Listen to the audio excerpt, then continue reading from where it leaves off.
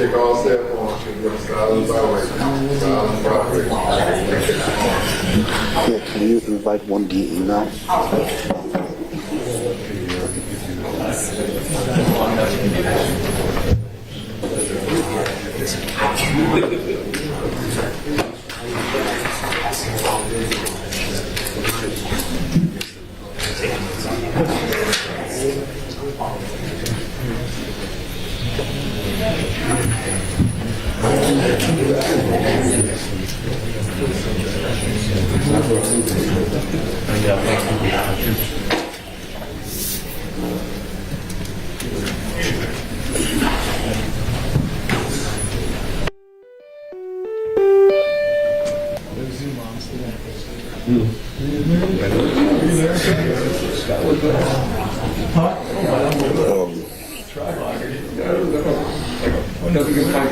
Yeah, can you try and unmute it from the controller now?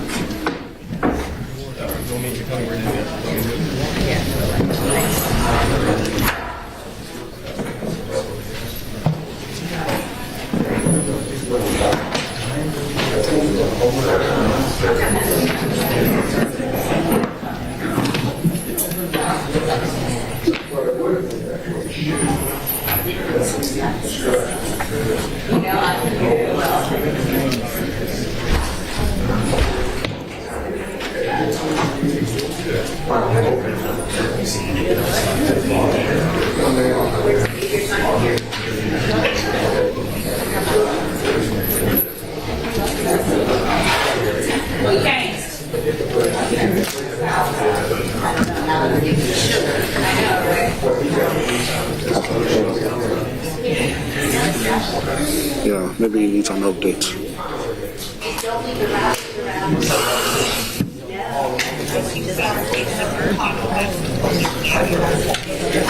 Maybe it's, yeah, maybe, hold on, just hold on 1 minute for me.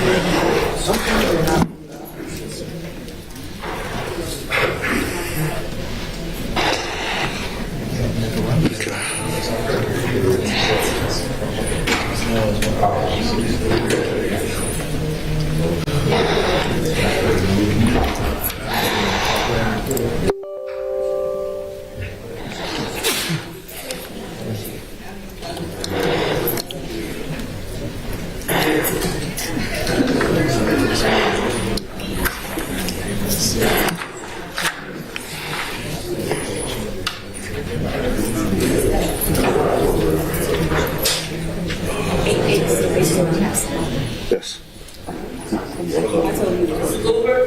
Someone. Yes.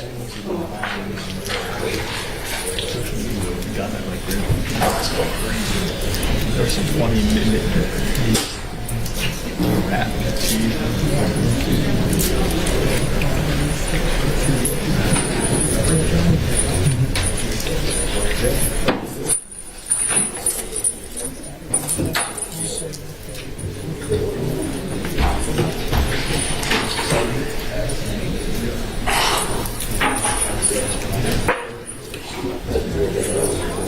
Yeah, hold on, please. Hold on. It's awesome about this video stuff. Sour Patch Kids. Ones that are all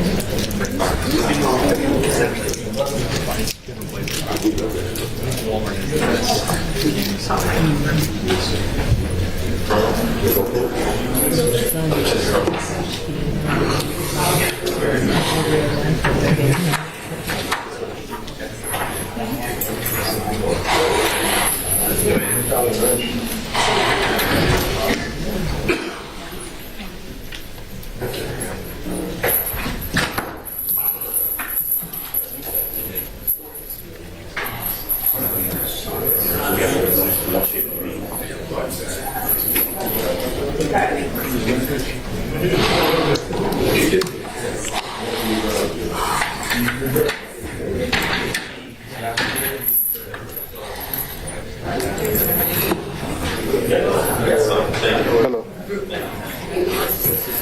Please, can you tell me the written ID of this people?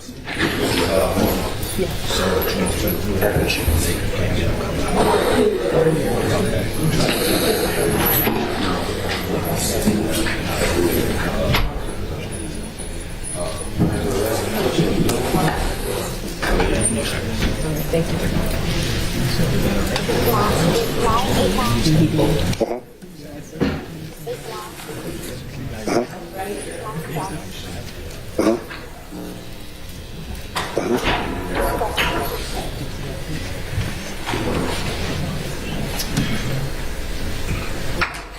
Okay, let it in, please. You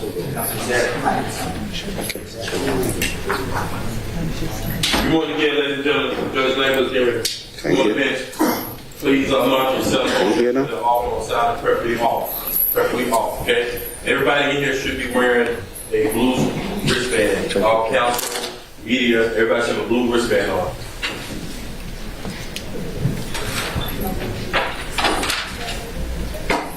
No drink with anything, no bottled water. We'll talk about the judge on the bench. No chewing gum. Thank you, everybody.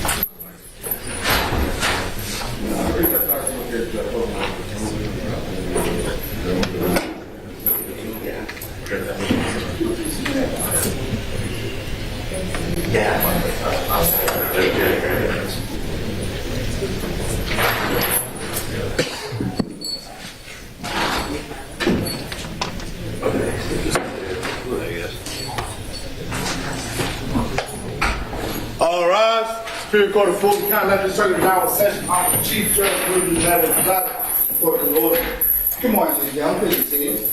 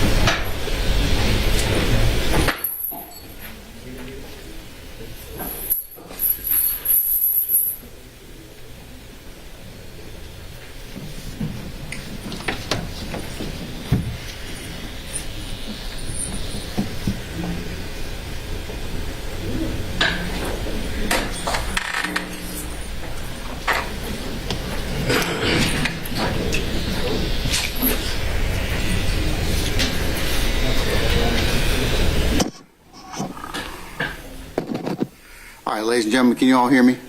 Yes, Your Honor. All right, wonderful. Okay, all right, good morning, everybody.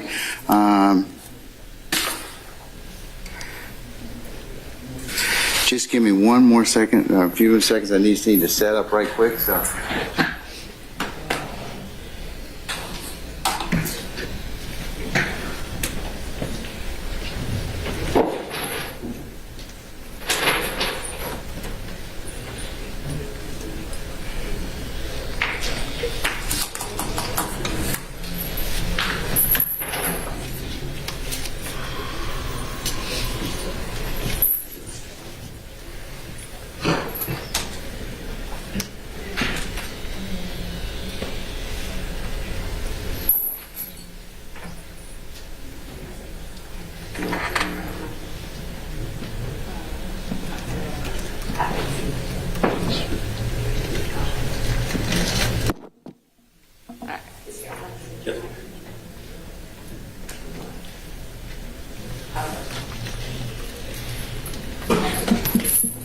It's on.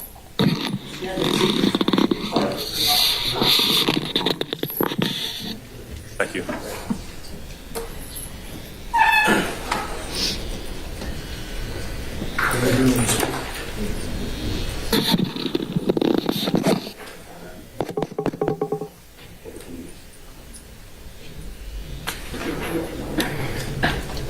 Hey, Christina.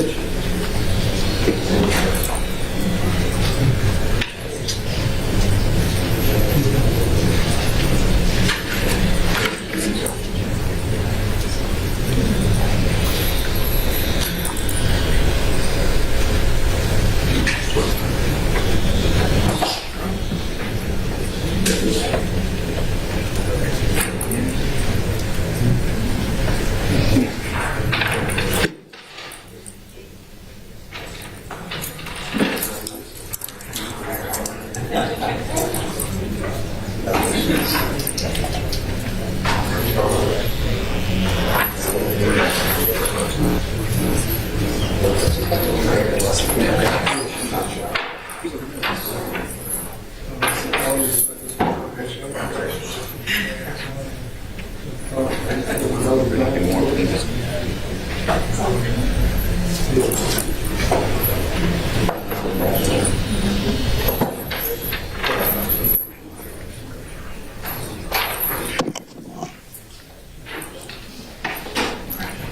right, folks, good morning again. We're here back on the record in the matter of the state of Georgia versus several individuals in 22 SC 183572. Good morning, councils, and good morning those who may be interested in this particular matter. The goal for the day is to state has asked for hearings on the admissibility of certain experts pursuant to OCGA 24-7-702 as well as Daubert and its applicability. The witnesses that they wish to call today are Karen Sullivan, the medical examiner, Raymond Lazon, and that's Lauson, who's a fingerprints expert, and a Melissa Sims Stanley, a medical examiner. And I have a note saying that there may be somebody else, but anyways, I'll do that in just a second, Ms. Rosenwasser. Have you all talked about whether or not there's going to be any issues as to any of the first three witnesses that you're going to call? So, Your Honor, as I noted to the court, Ms. Sims Stanley has a family medical emergency, so she will be coming on the 29th instead. She's having an issue in her family. We do have Deputy Quentin Hall, who will be available to come later on today so that we don't keep the court waiting. Okay, what time is he coming today, or can he be available? He can be available. We have the first two witnesses here. We weren't sure how long that was going to take, so we have Mr. Hall, or Deputy Hall, on call as soon as, and we'll just get him over here whenever the court, however, depending how quickly we go today. Well, I'm trying to figure out, whether or not under 702, that particular code section, as we all know, just says if scientific, technical, or other specialized knowledge will assist the trier of fact to understand the evidence or to determine a fact and issue, a witness qualified as an expert by knowledge, skill, experience, training, or education may testify thereto in the form of opinion otherwise. One, if the testimony is based upon sufficient facts or data. Two, the testimony is a product of reliable methods, principles and methods. And three, the witness has applied the principles and methods reliably to the facts of the case which have been or will be admitted into evidence before the trier of fact. Do you anticipate any issues, Ms. Rosenwasser, with that? Well, Your Honor, I did a Daubert hearing a couple months ago before Judge Carnesale, and it took us 4 hours to do one witness. That's not what I asked you. So I don't know. That's not what I asked you. Have you talked with any of the lawyers here? Is there going to be any objection about that? Because if you stipulate to them, I know that the new change requires me to have a pre-admission hearing, but if there's not going to be any issues as to that particular witness or any of the other, like for example, I just quoted what's under 24-7-702, qualifications as expert, and of course the other statutes that go along with that are 703, which is the basis of opinion testimony by experts, 704, which is ultimate issue. We don't have any issues in regards to mental state of the accused, and that hasn't been brought as an issue as of yet. Anybody I can think of involved in this trial. And then 705, the underlying facts or data to support an expert opinion. Have you talked or caucused with any of your colleagues across the way, defense attorneys, about these issues? No, Your Honor, I was just operating off of their objection to all of our experts, so I wanted to make sure we got everybody in. Okay, all right. Let's start. Mr. Adams, or anybody else you want to be heard on that particular issue? Yes, sir. Your Honor, and we have received, consistent with the court's request, a notice from the state as to the particular witnesses that they intend to call on each particular day. I will tell you that although a caucus or a discussion might be fruitful, yeah. Because even if we don't waive our challenges under Daubert and 702. I suspect that in witnesses like a medical examiner or a fingerprint examiner, for example, is not a witness that will take a lengthy period of time, even if the state were to put them up and qualify and have them testify about the science. So we can, I think a discussion might be fruitful. Okay. A brief one. All right. Can I also add that Madam Prosecutor has been very forthcoming, and she did indicate to us this morning that Quentin Hall, who was originally scheduled for December the 20th, is a DeKalb jail gangs expert that was expected to come tomorrow. She indicated that based on Dr. Melissa Sims Stanley not being available today, she might try to fill the time with that witness. I'd not mentioned this to her, but I've caucused with some of the other attorneys, and certainly on Mr. Williams' behalf, we'd asked that we have the hearing on Mr. Hall tomorrow, simply because we've looking at the state's schedule, we kind of prepared for it for tomorrow. We'd rather be in a position where we can handle that witness tomorrow. But that's all we have on behalf of Mr. Williams. All right. Anybody else? We'll take any other lawyers who wish to be heard on the issue of expert or Daubert issues related to this. Today or? Yes. I mean, but consistent with what I just indicated, Mr. Harvey, I mean, in terms of the witnesses that that should not, are more our garden variety customary witnesses that, I mean, unless you have some specific objection about those. I mean, the gang experts, I certainly know you'll want to have a full and fair hearing in regards to that. I fully suspect that those particular folks will probably take a little while, but. And when you refer to garden variety, for example, medical examiner, fingerprints. Dr. Sullivan, the forensic medical chemist. Examiner. To date, I understand that there was another tranche of discovery that we received on Friday, but I'm unaware that with regard to the counts, the predicate acts and the counts in the indictment with regard to Mr. Nichols, I have not seen yet. It may be there, but we just checked. We hadn't gotten an autopsy report in our case. So I want to, That's a discovery issue, okay? So you don't have, you're saying you don't have the autopsy report? Right.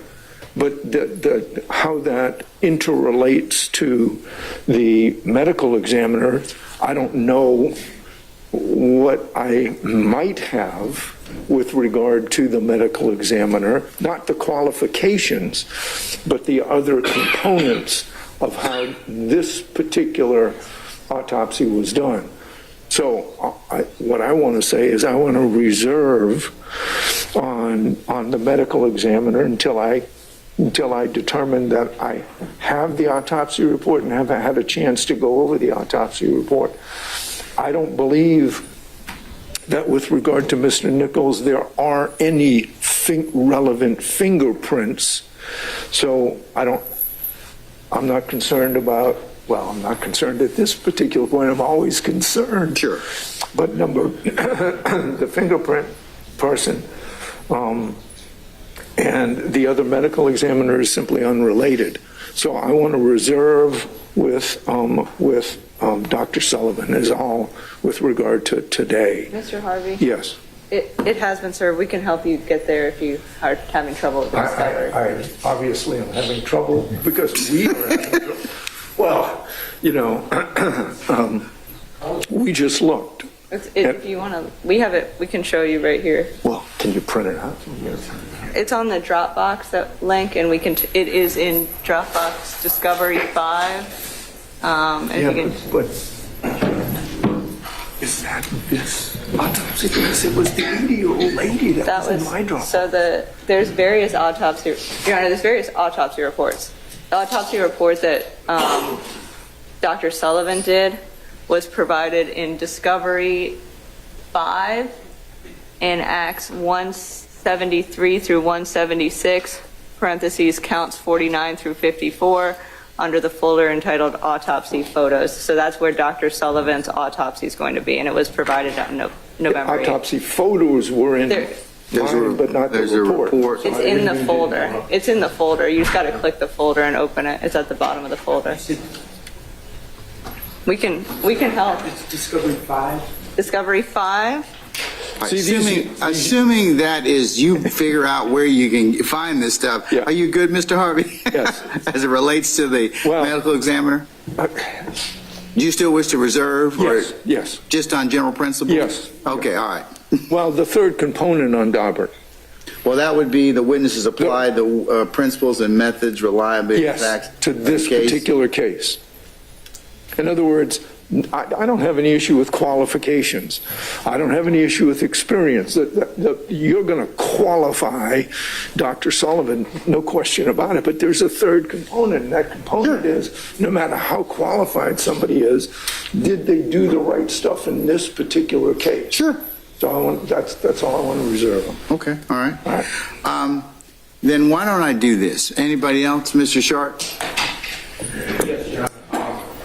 Thank you. On behalf of And by the way, he's way younger than me. He understands this stuff, and I asked him right before I stood up. We did it this morning. He's not being helpful? Yeah. Well, that's, you'll have to talk with him about that. the bus tire tracks all over my chest right now. I have the autopsy photos, Discovery 5. I'm not accusing the state of misrepresenting. I'm going to ask you again. Do you think that maybe, or I'll ask all of you as a whole, do you want to take a couple minutes out and talk with the state about which ones, and then you can lodge whatever it is that you feel you need to as a reservation objection, or do we need to call the witness? Because I certainly think you should have a discussion about all of these particular individuals, and if that's the case, that's fine. I do believe that, but if there's something you just want to stipulate on, that's okay too. I have no qualms one way or another. I have to provide a forum for the admissibility as a gatekeeping function under Daubert and 702. So, but other than I know some of these witnesses, like I said earlier, the gang experts, the rest of them are fairly. You've seen some of these witnesses before, and you've seen some of these types of what kind of evidence they'll give. I would agree with Mr. Harvey. Yes, that's always going to be an issue is under the third prong of Daubert, has the witness applied the principles and methods reliably to the facts of the case, this case, which will have been admitted or shall be admitted before the trier fact. And and I would just add one other thing is and I have spoken to the state about this, and I will continue to, but in regards to some of the counts against my client, Mr. Stillwell, there are, to my understanding, still outstanding testing, and so I would ask to be able to reserve, because of course I don't have Why don't you talk with the state about that, and you can interpose a relevant inquiry or objection as to that, okay? As to which witness and what your objection would be, okay?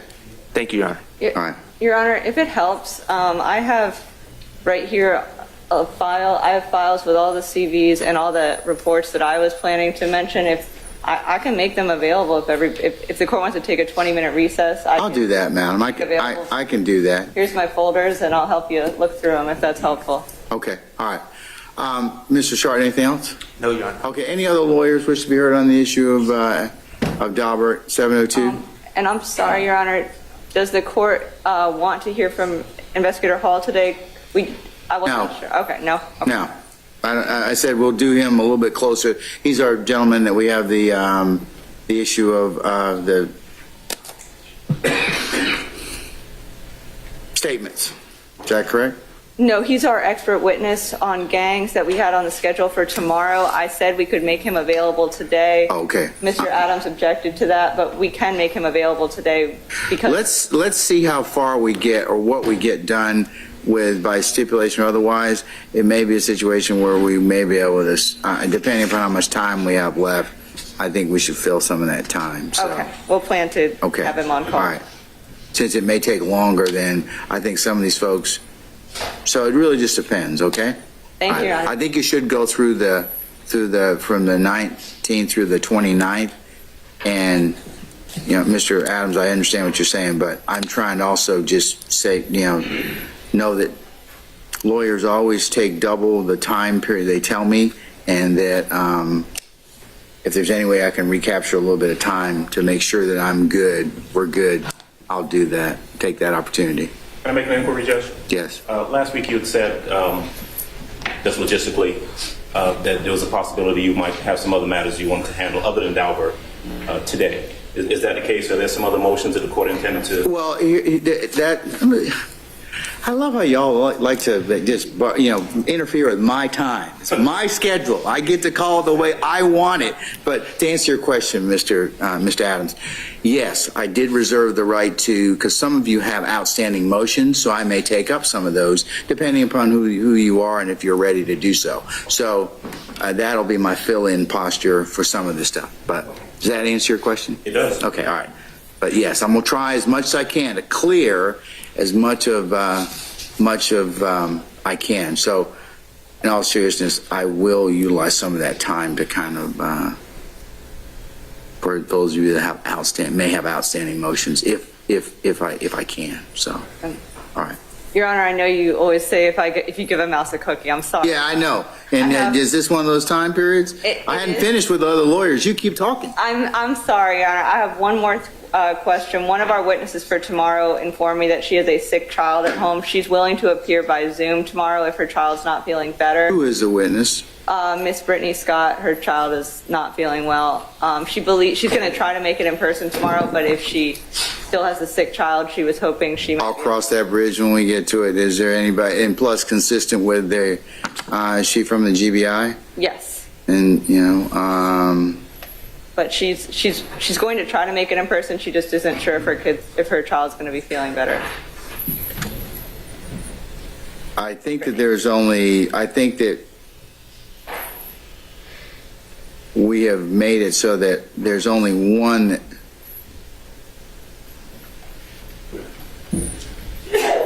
Bless you.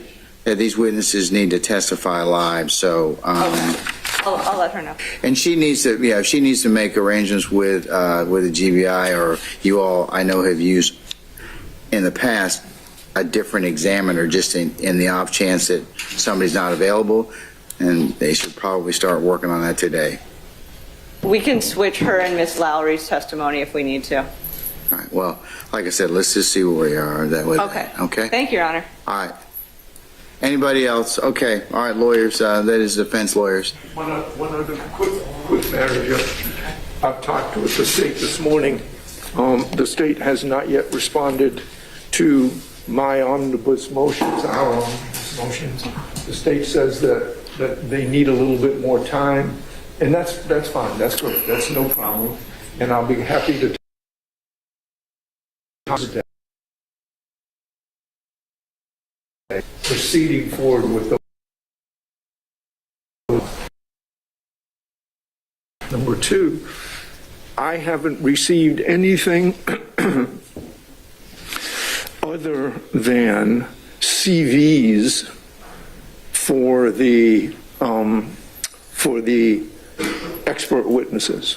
If there is any research, if there is any articles, if there are anything in particular under the here's what I've used to form my expert opinions, if there's anything any of these witnesses are going to rely on that's going to be introduced by the state, such as professional articles or otherwise. Maybe we should have turned those over to you already. Okay, that's what I was just making sure, that there's nothing but CVs. At least for now. Right. Okay. All right. Mr. Williams joins in that request as well. All right. Any other defense lawyers that we have here? Let me just go ahead and find out. Let's see. Let's take roll to see who's here today too, so I can go ahead and. All right, Mr. Adams. Yes, sir. No, I'm sorry, defendant Khalif Adams. Defendant. Good morning, Judge. Good morning, madam. Cameron Cowan on behalf of Mr. Khalif Adams. All right, Mr. Adams is next to you. Good morning, madam. Okay, then we have Ronte Beebe. Good morning, Your Honor. Durante Partridge on behalf of Mr. Beebe. Good morning, sir, and good morning, Mr. Beebe. All right, well, let me, while I'm doing this, Mr. Partridge, do you have any other objections or issues that you wish to bring up in regards to Daubert or 702? Nothing at this time, Your Honor. Okay, all right. DeMonte Blaylock. Demond Blaylock is Yeah, Demond Blaylock, oh, you're right. killing his behalf. All right, good morning, sir. And Mr. Blaylock is next to you. Good morning, sir. Any issues as to Daubert or 702 that otherwise have not been raised already? Nothing at the moment. Okay, thank you, sir. All right. Good morning, Mr. Adams, and good morning, Mr. Williams. Morning, sir. Okay, all right. Heard from you all. All right, let's see. Cordarius Dorsey. Good morning, y'all. Sweetie Child on behalf of Ms. Dorsey. He is still in the process of getting here. Okay. So my only request, many of these expert witnesses do not apply to us. I think the gang ones are the most important one to us. So I just be asking that we hold off on those until he's physically here so we can, engage in the actual motion yard. If necessary, would you be okay with us trying to involve him via Zoom? I have absolutely no objection to that. He can at least be present virtually. We can go forward on that We'll yard. try and work on that, see if we can't get that done in the absence. Yes, sir, I would. Yeah, see if you can do it at our break, Mr. Chamberlain. If we can do that, that'd be great. Thank you, Your All Honor. right, thank you, sir. Any other issues as to Daubert and 702 other than what you've mentioned already? I think the gang experts are the ones that are going to be hashed out. Anything else, other medicals, most likely we'll be able to stipulate after we have a discussion with the state. Wonderful. Okay, thank you, sir. All right. Okay, Mr. Eppinger. Good morning, Your Honor. Attorney Eric Johnson. Good morning, sir. He's present. All right, thank you. Good morning, Mr. Eppinger. All right, okay, Mr. Johnson, anything other that you'd like to raise that otherwise hasn't been presented already? Your Honor, we were just joining Mr. Adams' objection to the presentation of the gang with the gang expert today. I'm not doing it today. It'll probably be tomorrow. Or actually, I may do it. It depends on whether or not how much time I have left and availability. Okay, so I'll note your objection in that respect. Okay. Okay. All right. All right. Let's see. Miles Farley. Good morning, Your Honor. Good morning, Mr. Meneas. Yes, on behalf of Mr. Miles Farley, I'll just join in the requests of Mr. Harvey and Mr. Adams. I do have some motions in limit that would take a call one that would take maybe 30, 40 minutes.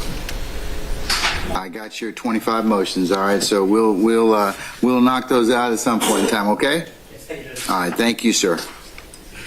Okay, Javon Fleetwood. Mr. Fleetwood, good morning, sir. All right, Mr. Hoover, do we have him a lawyer, or is it still Miss Hemingway? We are still in the process of trying to get Mr. Fleetwood an attorney, Your Honor.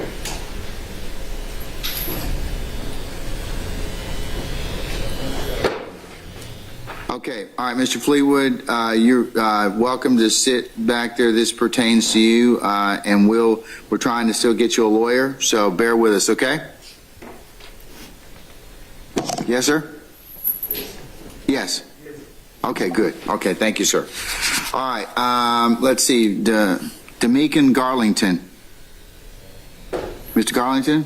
Oh, sir, I think you're still in the process. We still need to get you an attorney, correct? Yes? Yes, sir. Okay. Yes, Mr. Hoover? I was just going to stand and say yes if I needed to. Okay, all right. All right, Quintavious Greer. Good morning, Your Honor. Good morning, Ms. Mormon. Mike Russ on behalf of Mr. Greer as well. Okay, all right. Any other issues in regards to the Daubert or 702 issues? No, Your Honor. All right, okay.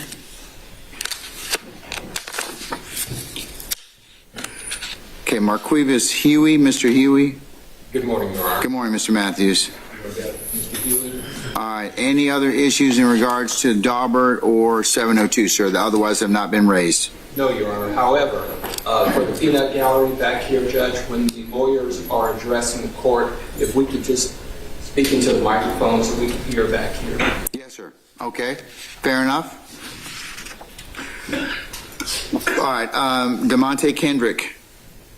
Good morning, Your Honor. Doug Weinstein here for Mr. Kendrick. Good morning again, sir. All right. Any other issues in regards to Daubert or 702 that otherwise have not been raised? No, Your Honor. Okay, all right. Thank you, sir. All right, Demise McMullen.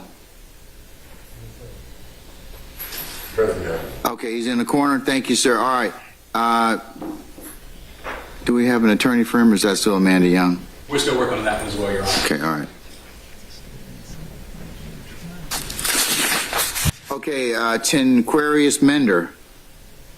Here. Where are you, sir? He's coming, sir. Put your hand up, raise your hand right quick. No, in the back, Judge. Or Judge Sue. Oh, okay, I see him. Okay, all right. Where is Ms. Fagan? Is Ms. Fagan still your attorney? I think Ms. Fagan was on trial last week. I don't know if that trial is still continuing. Okay, where can we check on her, please? All right, thank you, sir. All right, Jaden Myrick. Morning, Judge. Good morning, Ms. Bernard. I would join in on Mr.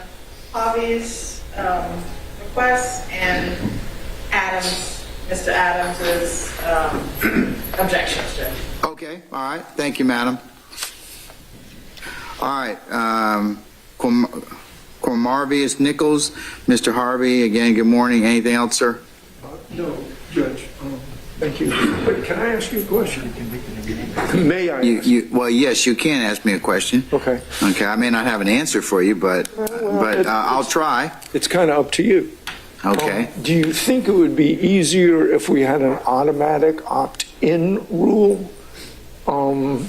And that anybody that wants to opt out can say, hey, I'm out of that one, instead of going, I'm doing this because I need to take roll. No, I get that. I'm just asking, as far as you're concerned and everybody else is concerned, we can automatically opt in if the court makes that ruling, and that way anybody that doesn't say I'm out is automatically joined, and we don't have to. I don't have any issue with that. Okay, good. So. Can you guys have any objection to that? I'll look into that. What? I'll look into it. All right. With your permission, I think that'd make things a lot easier. Okay. I don't have any issue with that. Okay. All right.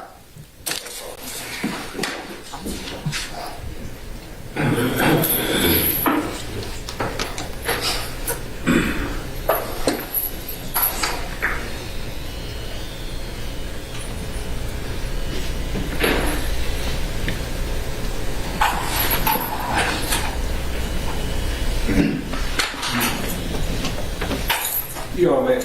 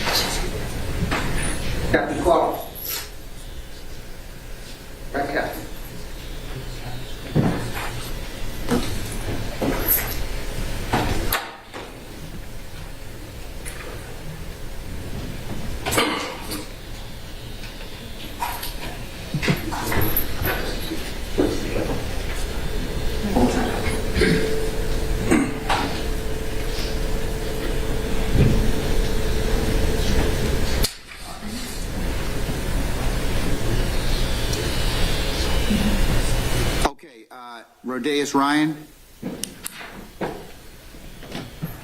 Attorney Angela DeLeos for Mr. Ryan. Good morning again, madam. Is Mr. Ryan sitting next to you? Yes, he is. Okay, all right, thank you. Any other issues in regards to Daubert or 702, madam? No, Your Honor. Okay, all right. I just heard from Ms. Fagan. She is in Gwinnett on a speedy trial motion. I think she did said she filed a conflict. Her trial last week, she received an acquittal, but she is in Gwinnett, and I can communicate with her if you want her to get here after the hearing. I filed this, this was filed on the 22nd of November, so she needs to have done, I don't know if we got a conflict letter. Did we get one, Mr. Chamberlain? I have to check my email. All right. I let her know head this way after she's done with her hearing. All right, thank you, sir. All right, Antonio Sledge? Yes. Where are you, Mr. Sledge? Right. Okay, all right. Do we have an attorney yet, Mr. Hoover? No, Your Honor, still working on that one. Mr. Wright is withdrawn, is that right? Yes, Your Honor. Okay. Okay, all right. Trontavia Stevens, Ms. Gladden? Your Honor, I don't have any of the motions or any other petitions. Thank you. Okay, thank you, madam. All right, Shannon Stillwell. David Potts for Mr. Stillwell. He said take all the time you need. Okay, all right. Thank you, sir. Okay, Antonio Sumlin. Good morning, Your Honor. Sean Hoover, Mr. Sumlin is here, and we just opted into what everybody else said. Okay, all right, thank you, sir. All right.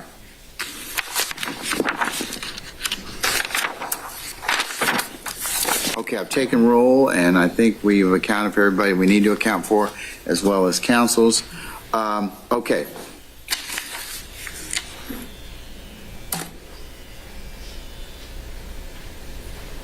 Ms. Rosenwasser, I will, the time is about 10:50.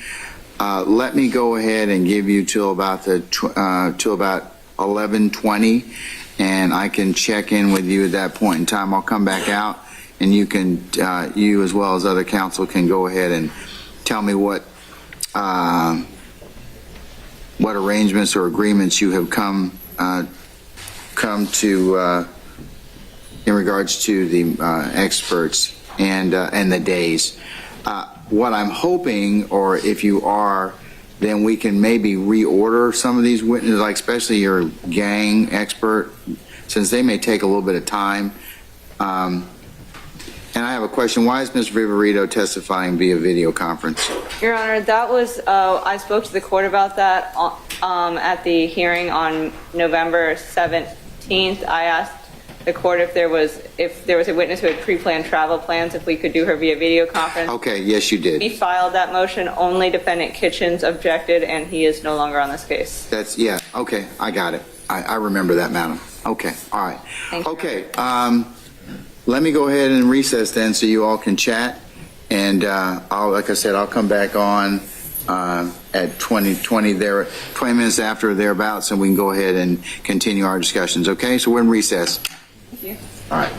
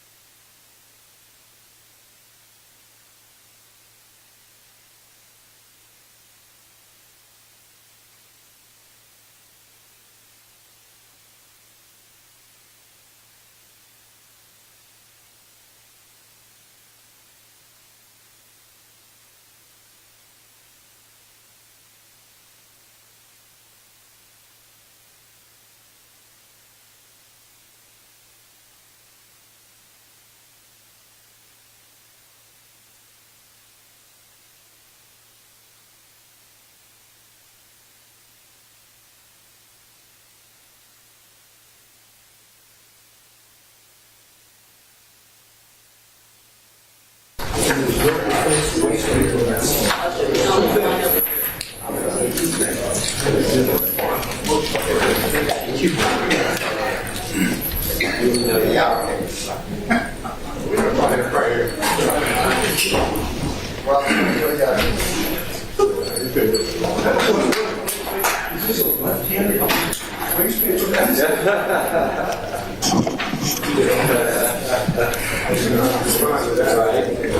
right, councils, if we go ahead and get situated again. Thank you very much.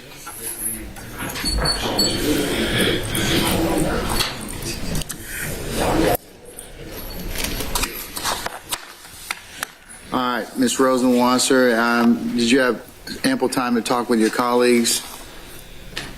Yes, Your Honor. I believe that we have spoken, and from what I understand, I hope defense counsel will correct me if I'm wrong.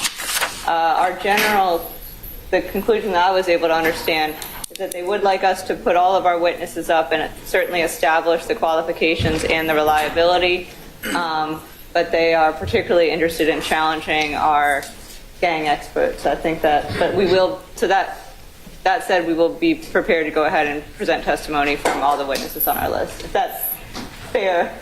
That's fair. And logistically, what that means, Judge, is that we're not waiving the qualifications that will be required under Daubert, but we do not anticipate that we will have much, if any, questions for certain witnesses. For example, as we've discussed before, medical examiners, forensic chemists, fingerprint experts, that sort of thing.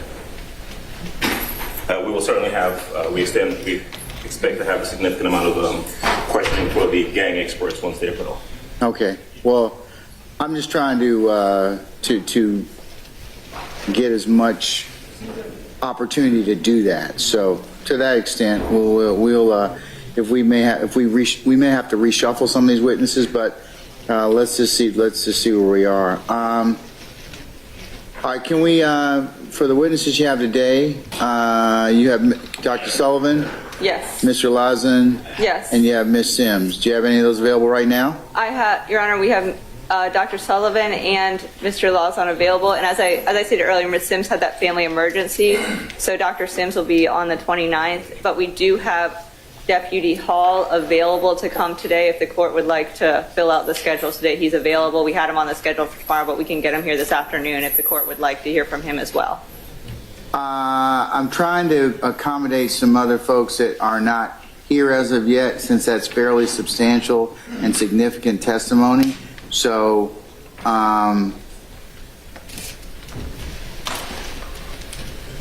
I'm trying to make sure I can deconflict whether or not, everyone was given an opportunity to be here today. Everyone was noticed to be here today. So,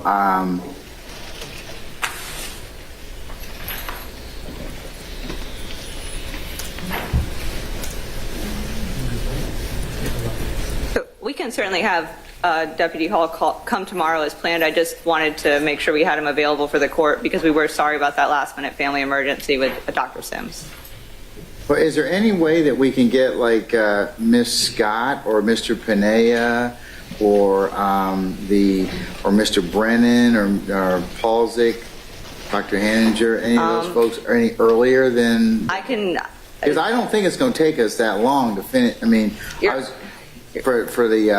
just going to use Dr. Sullivan and Mr. Land kind of as a test matter, and we'll see how long it takes. But Your Honor, I can certainly call if the court is. Miss Scott is the witness whose child is sick, so we had moved her to Wednesday. But if the court would be amenable to her via video conference, I might be able to get her this afternoon. I can certainly try to make some calls and see if I can get anyone else. But let's just see how long. Let's just get Dr. Sullivan here and get her. And we also do have Officer Lazen. They're both back here and ready to go. Let's just do those and see how long that takes us, and then we can kind of gauge from there. And I can kind of at lunch give you some marching orders of maybe some other people we can get maybe this afternoon or via Zoom. Okay. Okay. Thank you. All right. Okay. All right. So go ahead and summon Dr. Sullivan, please.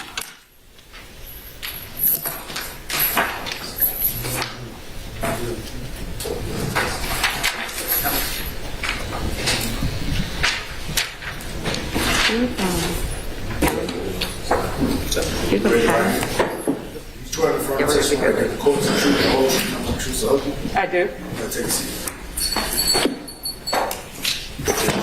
State, spell your first name. Karen Sullivan, Karensullivan.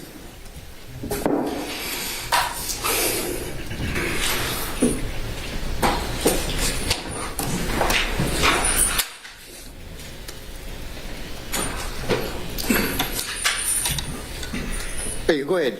Thank you. Dr. Sullivan, thank you for being here today. Could you, and I know you just spelled your name for the record, can you please state where you currently are employed? I'm the Chief Medical Examiner for the Fulton County Medical Examiner's Office here in Atlanta. And how long have you been employed there? I did my fellowship year of forensic pathology training in 2002 to 2003. Stayed on part-time until October 2007, at which point I became a full-time employee there. Okay. And what was your education prior to becoming a medical examiner, the chief medical examiner? Well, I have an undergraduate degree in zoology from the University of North Carolina at Chapel Hill and a master's degree in anatomy from the University of Georgia. And after which I was a high school teacher here in Fulton County for about 5.5 years before going to medical school at Morehouse School of Medicine in Atlanta. And then I did a pathology residency at Emory University, and then a forensic pathology fellowship at the Fulton County Medical Examiner's Office in conjunction with Emory. Okay, thank you very much. And so through all those positions, was that all training to become a medical examiner, especially the medical school and the other courses you took? Yes. Okay. Is that the general path of training for people that would become a medical examiner or chief medical examiner? Yes. Okay. Are you involved in any professional organizations? The National Association of Medical Examiners. Okay, thank you. Your Honor, at this point, I would like to move to admit State's Exhibit 1 for the purposes of this hearing. It is Dr. Sullivan's CV. This has been provided to all defense, but I'm happy to show anyone if they have any other questions. Any objection by any defense counsel as to States 1, Dr. Sullivan's curriculum vitae, CV? On behalf of Mr. Williams, there's no objection. All right, anybody else? No objection. No objection, Your Honor. Is there anybody have an objection? Okay, if you don't have an objection, then I'll admit States 1 for purposes of this hearing, okay? Thank you, and may I bring it up to... Yes, you can hand it to Ms. Weaver, please.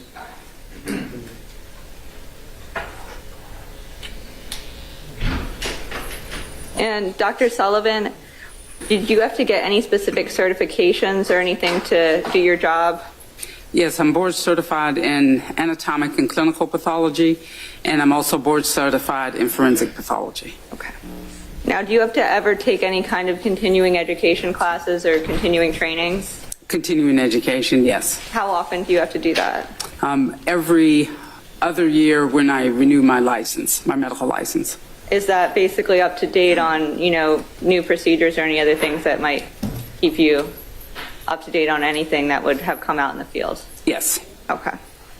Have you ever taught any classes? Oh, I'm sorry. Can everyone hear me better now? Yes. I'm sorry. Dr. Sullivan, have you ever taught any classes or seminars or other trainings? I teach classes at Morehouse School of Medicine in the second year pathology course. And what are the subject of those classes? Well, one is injuries, which is a basic introduction to forensic pathology. I also teach lectures in cardiovascular diseases, urinary tract diseases, hematopoietic diseases, and central nervous system tumors. And have you ever had anything that you've done published or appeared in any publications or other media forms? No. Okay. How many autopsies have you done, ballpark? I've either done myself or supervised a resident or fellow approximately 3,000 autopsies.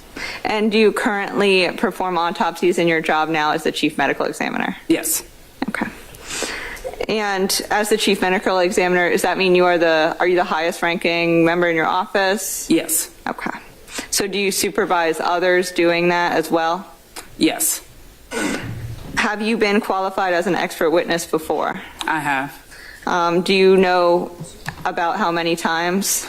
I think it's over 100, but I don't know an exact number. Has that always been in Fulton County Superior Court or other courts as well? There's was one other court, Gwinnett County, in a civil case. Okay. And what was the subject of the testimony in the Fulton County court cases? Homicide cases, I think, have been the vast majority. There may have been a traffic accident case, but I believe the majority of them are homicides. And is part of your job determining like how someone died or the cause of their death? Yes. Okay. What techniques do you use to conduct autopsies or determine cause of death? Are there certain methods that you've learned? Well, we examine the person externally for natural disease and trauma, and internal examination of the organs also for natural disease and trauma, and also interpret toxicology results, vitreous chemistry results in order to determine cause and manner of death. Okay. And have you been trained in analyzing all those different factors that you just discussed? Yes. And is that something you learned in medical school or through textbooks, publications? Medical school, residency, and fellowship. Okay. And are those different analyses and procedures that you perform, are those written up in medical textbooks or other written publications? They are. Okay. Is that fairly a standard procedure that most medical examiners use? It is, yes. So is there sort of a certain standard way to conduct an autopsy and determine manner of death? Yes. Okay. And is the work that you do in the autopsies ever checked or examined by colleagues or other reviewing boards? Yes. Who reviews it? In our office, all homicide cases and undetermined manner of death cases are peer reviewed by another person in the office. Are there generally standards controlling the work that you do in performing the autopsies? I'm not sure what you mean by standards. I guess a better way to ask would be, are there best practices to perform an autopsy? Yes. And are those the practices that we discussed earlier that are published and taught in medical schools and in your training? Yes. And when you do autopsies, do you follow those best practices? Yes. Do you do that every time you perform an autopsy or supervise an autopsy? I do. And who else uses this same autopsy procedure and investigation procedure that you discuss? Is that every school or pathologist's office? Is it just to Georgia? Is it just to y'all? No, it's all medical examiner offices who are members of the National Association of Medical Examiners or NAME follow their standards. So the majority, I would say, of offices in the country do the same thing. Okay. And Dr. Sullivan, are you aware if you ever performed an autopsy on a Jamari Holmes? And I do have a document to refresh your recollection if necessary. Yes, if I could see the document, please. Your Honor, if I may use the medical examiner report to refresh your recollection, I'm happy to show it to defense counsel. It was served in discovery. Any defense counsel wish to look at it before Ms. Rosenwasser presents it to Dr. Sullivan? I would like to review that. Sure. Come on up. This is the autopsy of Jamari Holmes.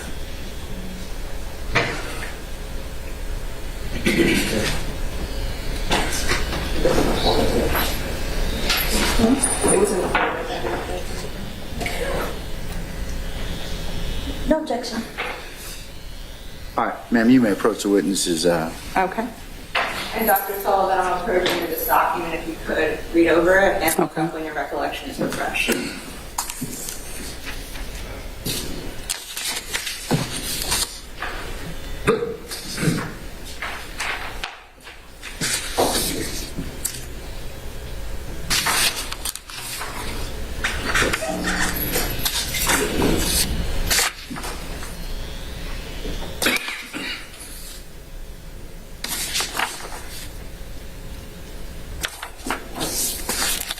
Is your recollection refreshed, ma'am? Yes.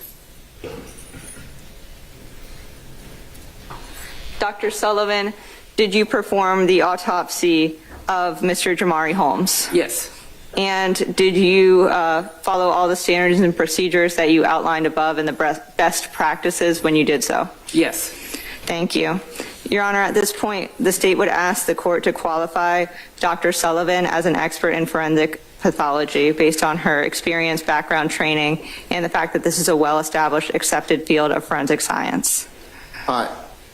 Does anybody wish to voir dire Dr. Sullivan? Yes, Judge. All right, go ahead.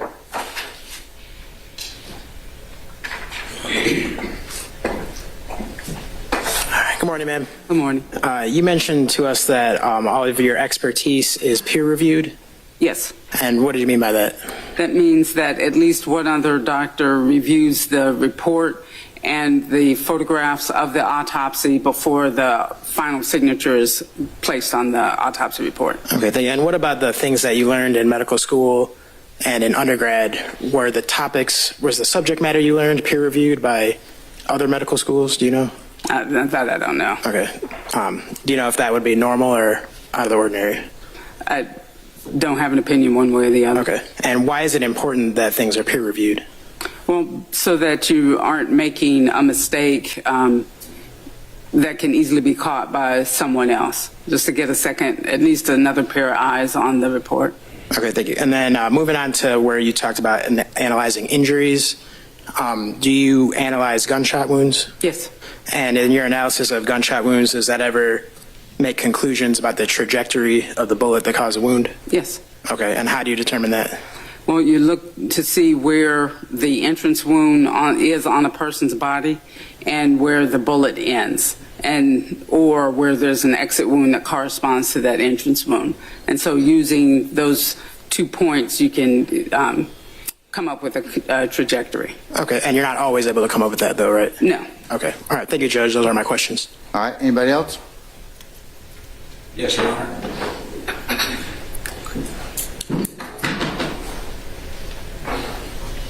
I just have a couple of questions for you. Now, when you say your reports are peer reviewed by somebody else in the office, are these blind peer reviews, or does that person know you're the one that conducted this report or created this report? We all know whose report it is. Okay. So, well, let me ask you this. Have you ever done blind peer reviews in your office? No. All right. So whoever follows you up was basically trained the way you were trained. You're in the same office. You all work together, and they know you actually were the one that did the report. No, we're not all necessarily trained in the same way. People can come into the office from other medical examiners' offices or other fellowships so that they may have a different way of looking at things. But when you're looking at gunshot wounds or other injuries, you're being as objective as you can and thinking, what do I see as I look at this person's injuries? So you said the majority of the offices that are under name they all follow the same procedures. Yes. But now you're also saying that there are other people that could be in your office that have been trained under different procedures. No, I said that you stated that anyone who peer reviews another person's report in our office, we were all trained the same way.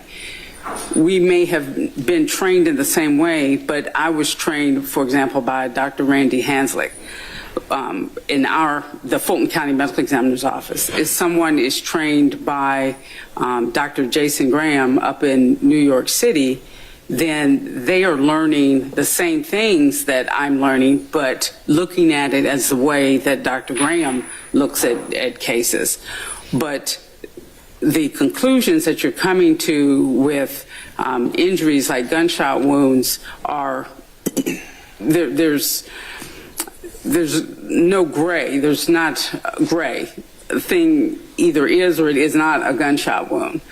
So being trained by different people doesn't change the fact that if I peer reviewed a case from New York City, for example, I could see, okay, yes, that's a gunshot wound. Yes, I agree that that's an entrance. And okay, there's the projectile that was recovered. And here's what the person said the internal injuries were. And I can use my own judgment to say, yes, that makes sense. So if you conducted a report and there's a possibility that the person that's peer reviewing your report, which is not blind, was taught by someone else, do they get to see all of or everything that you saw coming into the report, or are they just looking at the report you created? No, they're looking at the circumstances under which the person's death was reported, the scene findings, the scene photographs that were taken by the investigator from our office, and then they're looking at the autopsy photos so that they're making their own decision. Okay, yes, Sullivan says that this gunshot wound on the left side of the chest is an entrance wound. Okay, yes, I agree. If they don't agree, then we discuss, okay, I don't think that that's an entrance wound. I think that might be an exit wound, and you come to an agreement in that way. Okay, and my last question, does the person that peer reviewed your work, do they know your findings before they start the peer review, or is it to where they make their own decision and then they realize or see what your findings are? No, they know because they've got a copy of the preliminary report, so they know what my findings are. All right. And you said that's best practices in your office? Yes. All right, thank you. No further questions, Your Honor. Anybody else?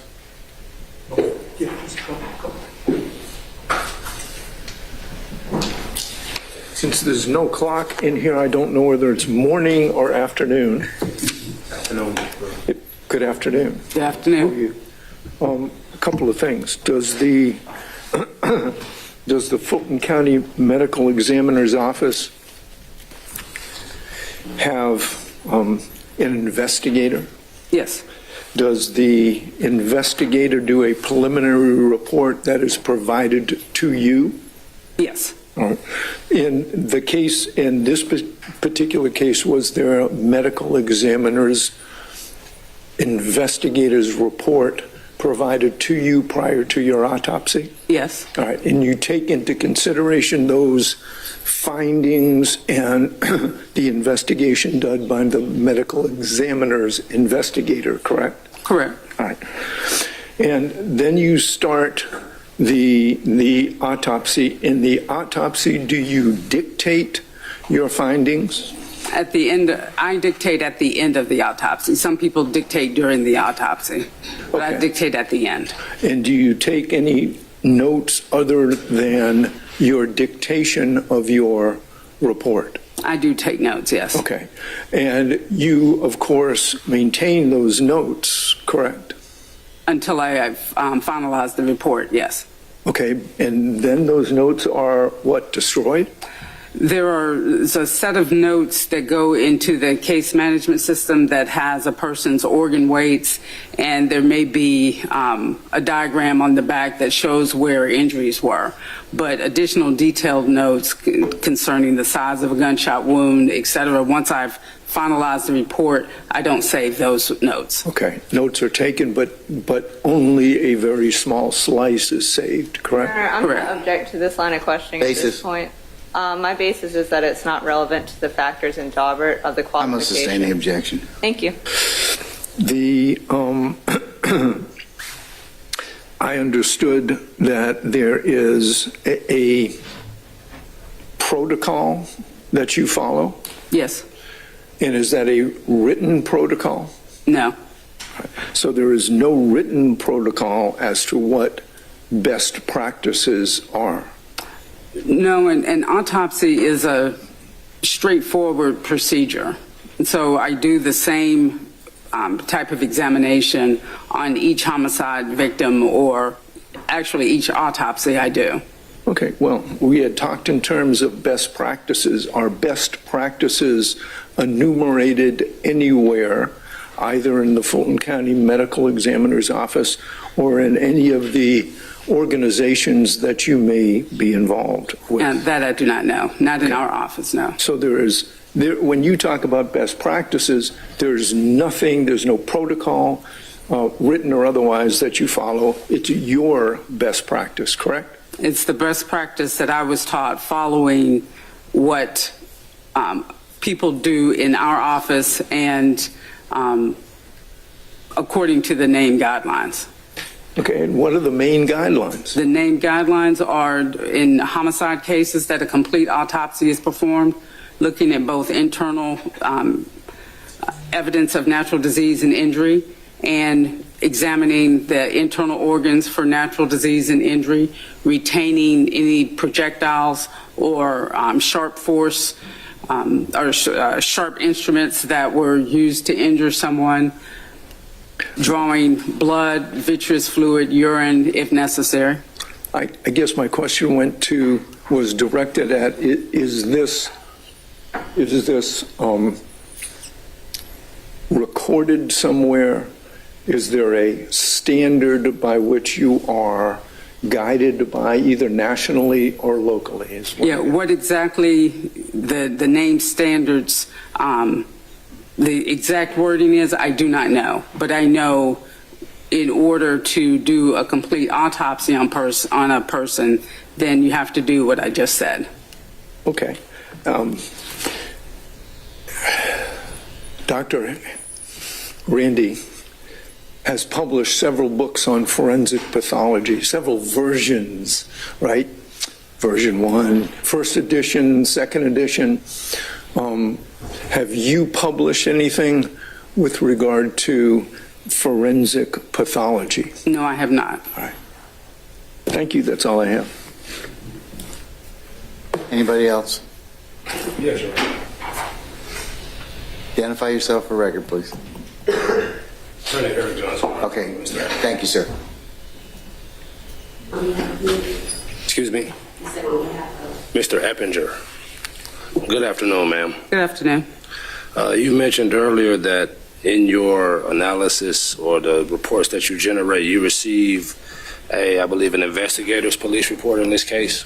A Fulton County investigator's report, yes, but that's separate from the police report. Now, do you incorporate what you get in the investigative report in your final report?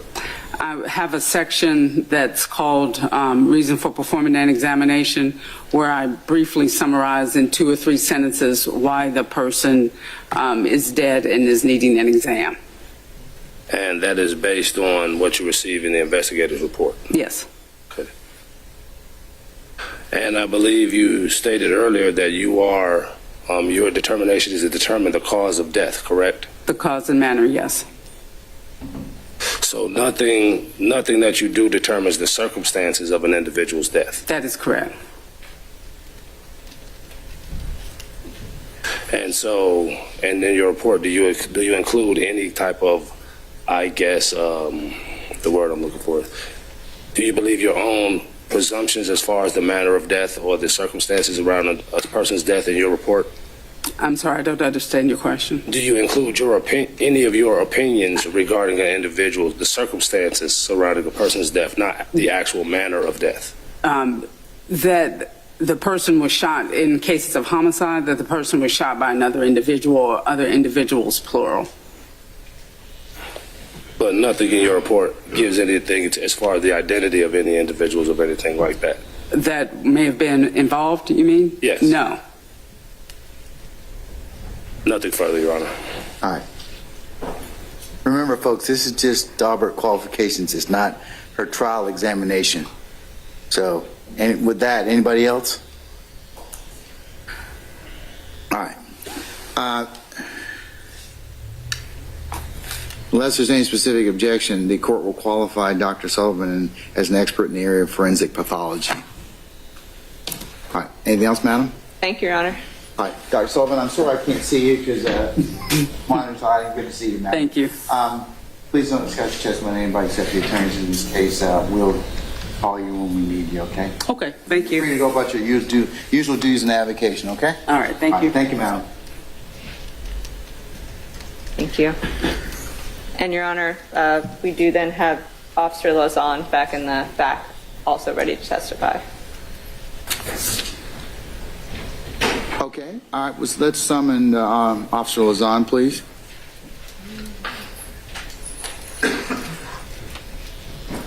Your Honor, if the court at any point wishes to hear any case law about the admissibility of any of the items, I do have that available as well at the court's pleasure. If I need it, I'll ask you.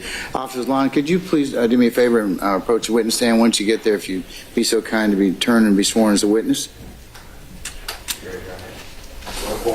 Testimony should be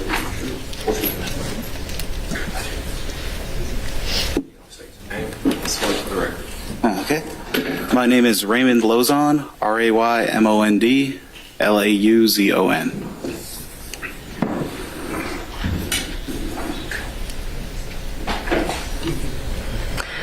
Thank you. And is it Officer Lauzon or investigator? No, I'm just a civilian, so. Okay. I'm sorry about that. Now, Mr. Lauzon, where do you currently work? I work with the City of Atlanta Police Department. And what is your job there? I am a latent print examiner. Okay. And how long have you worked there? I've worked for the City of Atlanta for approximately 12 years, 2 years working as a crime scene technician, and the rest working as a latent print examiner. What is your educational background? So I graduated with the University of Central Florida with a bachelor's degree in forensic science. In order to obtain that degree, I did an internship with the Brevard County Sheriff's Office, working with their latent print and their crime scene sections. During my time there, I was able to complete a research project and paper to determine the best chemical for development of latent prints on paper products. And what is your job history? So I know you're with the Atlanta Police Department now. Did you have any history before that? No, I was, like I said, I was a crime scene technician before I was promoted to the position of latent print examiner. And as a crime scene technician, did you do anything involving fingerprints? Yes, we developed fingerprints on crime scenes. We examined them to determine if they were of value to be sent to the latent print section. We also reviewed cases that were coming in from the officers, and we also examined fingerprints that were being sent over by the jail. Now, since both of the jobs that you've had do involve that fingerprinting work, what kind of training did you have to do to obtain both of those jobs and to get where you are now? So the training that I did for crime scene technician was I obtained my degree with the University of Central Florida, specializing in forensic science. After that, I came up here to Atlanta, was given the position with Atlanta Police as a crime scene technician, and I had to complete my training down at JIPSTIC for the Georgia Public Safety Training Center for the position of crime scene technician with the state of Georgia, and I got my certificate with them. That kind of classes were things like photography, crime scene processing, evidence collection, latent print development, latent print examination. And then after that, I was promoted up to the position of latent print examiner. During that time, most of my training was in-house, working with the other latent examiners, training with them. And I also was able to attend different seminars by the Ron Smith and Associates agency, working with them. And I was also able to go to the American Academy of Forensic Science conference that was held here. And did all of those trainings sort of touch on that interest of fingerprints, including the conference? Yes, it did. Okay. Now, so if I'm doing my math correctly, you've been doing this since at least about 2011. I know this is probably going to be a huge number, but can you ballpark about how many fingerprint analyses you've done ever? Analyses is somewhere over probably 10,000 working cases. Okay. Have you ever been qualified as an expert witness before, or is this your first time? Yes, I've been qualified. Okay. Was it here in Fulton County? Yes, it was. Do you know about how many times? Somewhere around between 15 and 20. I've also worked with Fulton County Juvenile Court and also the U.S. Federal Court. So were you qualified under the Daubert standard in federal court? Knowledge? Do not remember if they did that, no. No problem. But were you qualified as an expert in federal court? Yes, I was. And what were you qualified as an expert in, both in federal court and state court? Latent examination, fingerprint examination. Okay. Your Honor, at this point, I would like to approach the witness with what's been marked as State's Exhibit 2. It is his CV, and I'd like to move it into evidence. I do have copies available if defense counsel would like to review it. It has been provided. All right, anybody wish to take a look at that before she approaches the witness? All right, yes ma'am, you may go ahead. And what exhibit number is that? This would be Exhibit 2, unless the court would like me to do a different one for each. That's fine, that's fine. Seem to be ongoing here. No, that's okay. Sir, you will please just take a look at this document and see if you recognize it.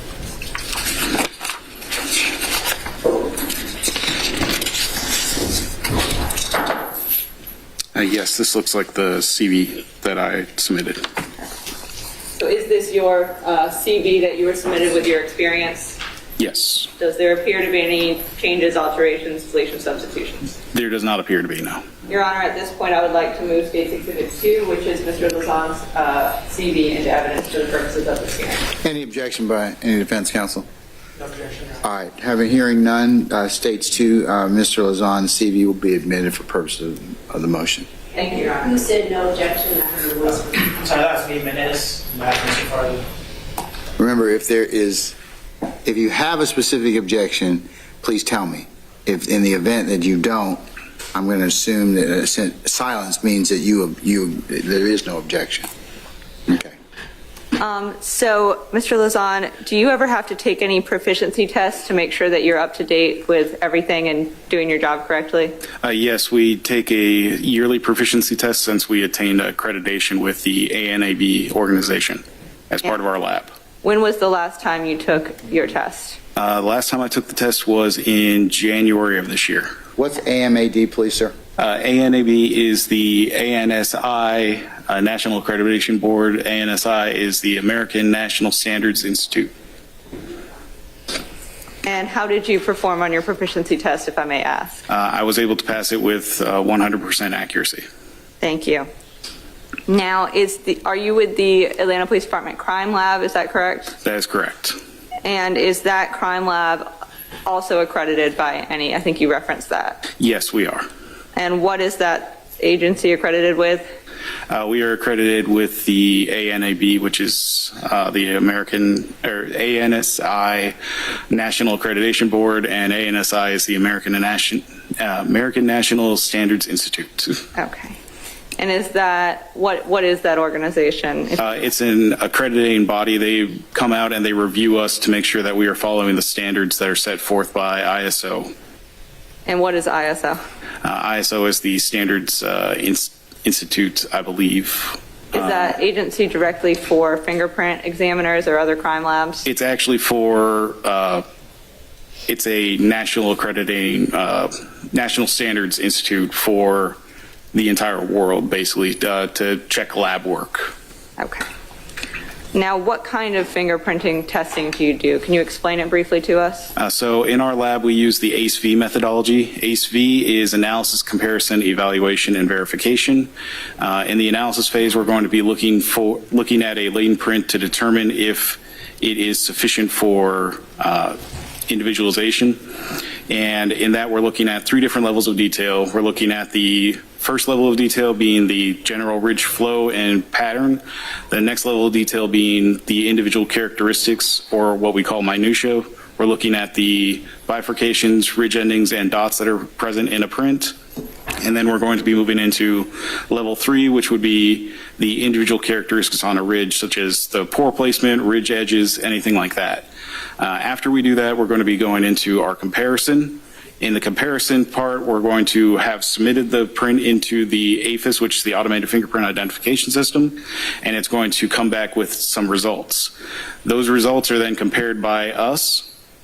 In that comparison, we're looking at the known information that we obtained during the analysis phase and comparing that to a known standard.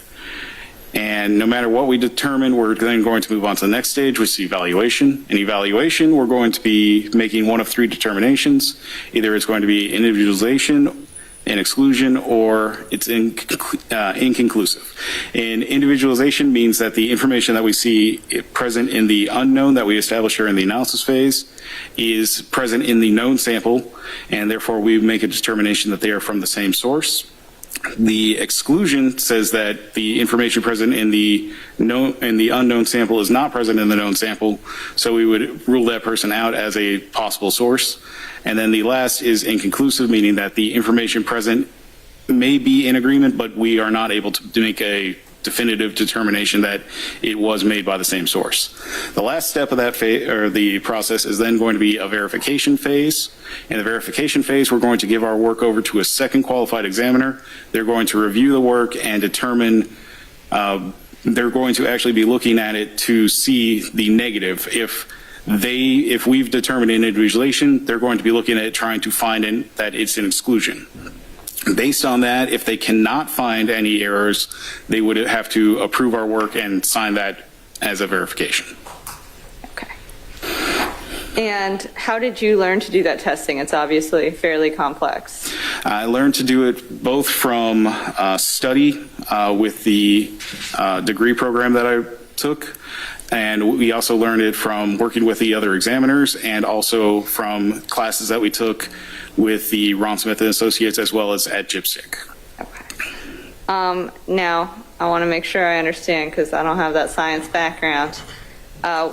If I'm understanding your testimony, if these tests are done correctly, they will show either that the fingerprint is a match, that it's not a match, or that it's unconclusive whether it's a match or not. Is that a fair reflection, or have I gotten it wrong? That's correct. Okay. And why are these tests done generally? They're done to try to determine the identity of somebody who had left latent prints on a scene. Or sometimes we're also tasked with doing them to determine the identity of a deceased. Okay, so is that a situation where if someone's passed away, you're determining who they were if there's no identifying information, yes. Okay. Now, are you aware if any other law enforcement officers, agencies, or other crime labs like APD use this, I think you said it was the ACE-V methodology? ACE-V methodology? Yes, it is pretty much the only accepted methodology that we use. Is that in Georgia or across the country or everywhere? Worldwide, as far as I'm aware.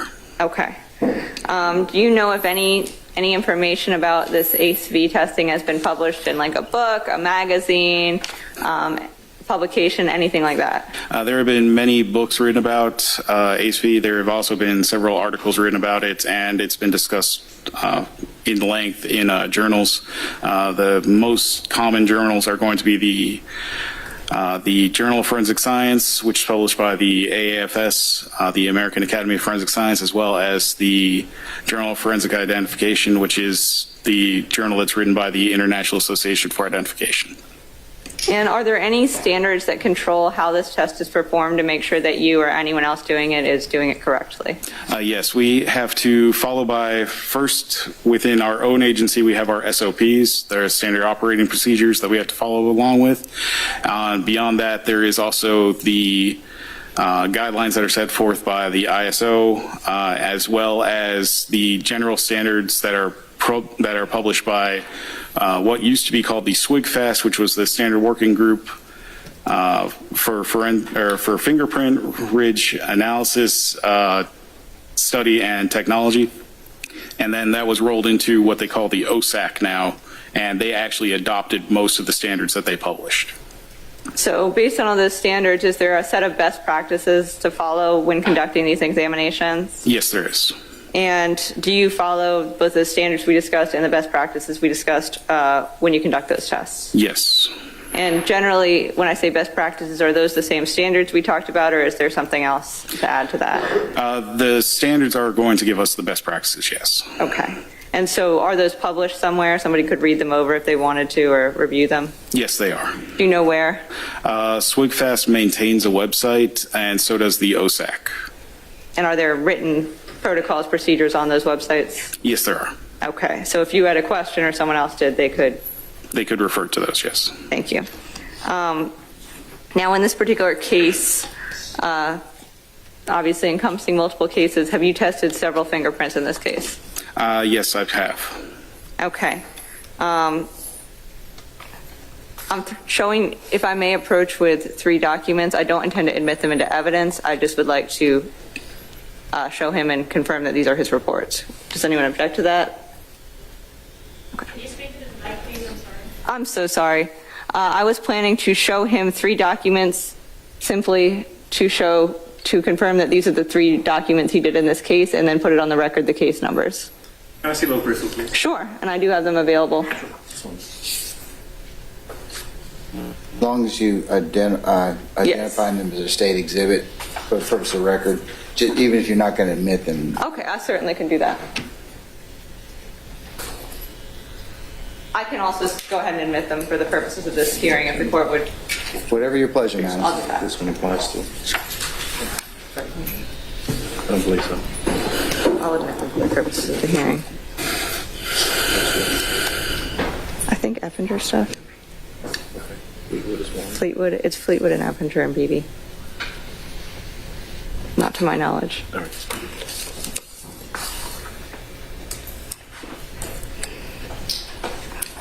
So I have what's been marked for the purposes of this hearing, states 1, 2, and 3. You have states 1 and 2 already, so Oh, I'm sorry, 3, 4, and 5, Your Honor. that'd be fine. Okay. And these were what I made available to defense counsel during our recess, but if anyone else would like to view them, I have them here. All right, you may approach. I may approach, thank you.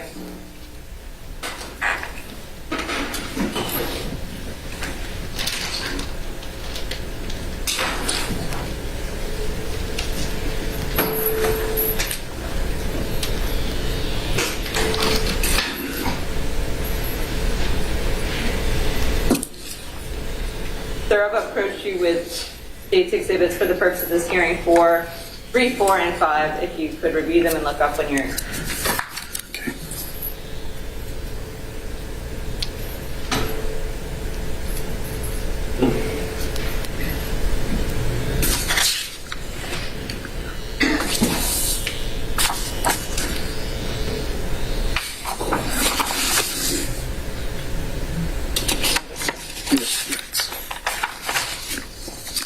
Okay. Okay. Do you recognize documents 3, 4, and 5? Yes, I do. And how do you recognize those documents? These are reports that I had prepared for these cases. Okay. And for each of the 3 documents, did you follow the best practices and standards that we discussed earlier? Yes. And to your knowledge, those cases involved defendants Fleetwood, Eppinger, and Beebe? Yes, I believe they did. Your Honor, if I may admit them for the purposes of this hearing, State's Exhibit 3, 4, and 5. All right, Mr. Fleetwood's counsel, any objection? Again, sir. Oh, okay. Mr. Fleetwood, do you have any objection, sir? All right. Mr. Eppinger, you have any, Mr. Eppinger or your counsel, do you have any objections? No objection for the purposes of this hearing. All right. And Mr. Beebe's counsel? No objection for this hearing, Your Honor. Okay, all right. Your Honor, Sean Hoover, in regards to Mr. Fleetwood, it has to be shown that Mr. Fleetwood does not have an attorney.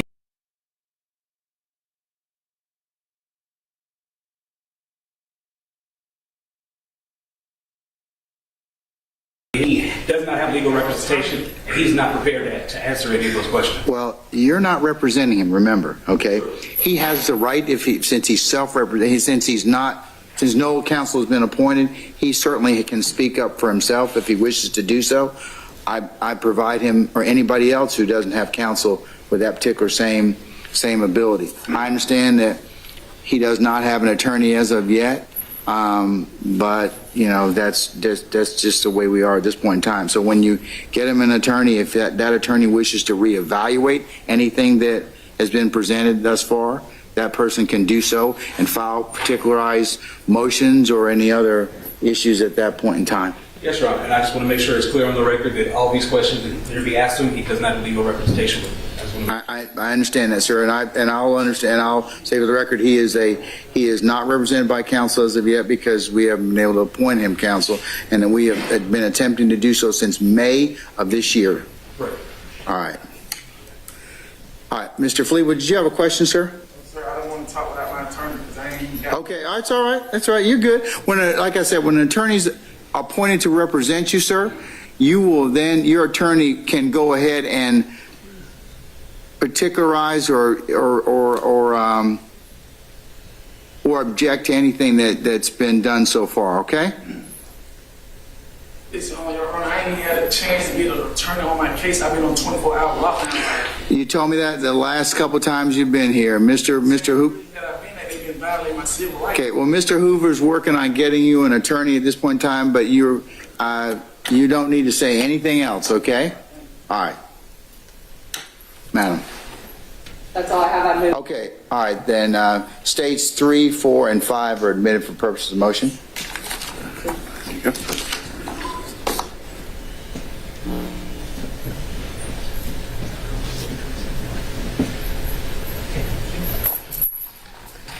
Your Your Honor, at this point, we would ask the court to qualify Mr. Lazan as an expert in latent fingerprint examination based on his experience, background, training, and the fact that this is a well-established, accepted field of forensic science.